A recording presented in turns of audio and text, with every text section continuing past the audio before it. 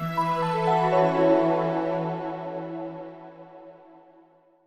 friends, I am Dr. Dhruv Zutshi. I am a neurologist.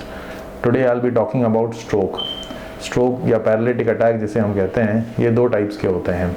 एक होता है ischaemic stroke और एक होता है हेमरेजिक स्ट्रोक। इस्कीमिक स्ट्रोक वो होता है जिसमें खून की नस एक क्लॉट के कारण बंद हो जाती है और खून का प्रभाव पड़ने से पेशेंट को पैरालिटिक अटैक या लकवा जैसे सिंपल लैंग्वेज में बोलते हैं।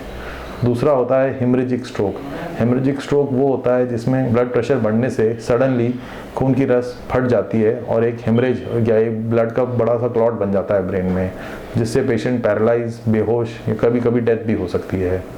अब कॉमन सिम्टम्स जो इसके होते हैं, एक उसके लिए एक फास्ट करके एक टर्मिनोलॉजी आती है। फास्ट में एफ होता है फेस के लिए, जिसमें आप सडनली नोटिस करते हो कि फेस में ड्रूपिंग हो रही है या एक तरफ का मुंह टेढ़ा हो रहा है।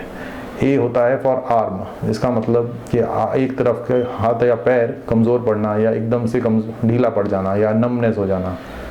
एस होता है speech, sudden slurring of speech, ये जीभ तुतलाने लगी, आवाज़ पहचान में नहीं आ रही है। और टी होता है टाइम। टाइम इसलिए इम्पॉर्टेंट होता है कि अगर किसी पेशेंट को स्ट्रोक शुरू होते ही तुरंत अगर वो हॉस्पिटल चले जाएं, न कि टाइम डिसाइड करने में कि क्या किया जाए, तो पहले 4.5 घंटे में कुछ इंजेक्शन आते हैं टीपीए के नाम से, जो देने से स्ट्रोक को रिवर्स किया जा सकता है। इसलिए टाइम बहुत ही इंपॉर्टेंट होता है, बिकॉज उसके बाद स्ट्रोक परमानेंट हो जाता है। अब क्या कॉमन कारण होते हैं स्ट्रोक होने के? बेसिकली जैसे जैसे उम्र बढ़ती है तो हर किसी का 60 ईयर्स के बाद स्ट्रोक का रिस्क बढ़ता जाता है। अब उम्र हमारे हाथ में नहीं है, but there are other reasons which can be controlled. उसमें होते हैं diabetes, hypertension, smoking, regular alcohol intake, cholesterol बढ़ा हुआ होना, और अगर कोई रेगुलर ड्रग एडिक्शंस हैं या इस टाइप की चीज़ें हैं।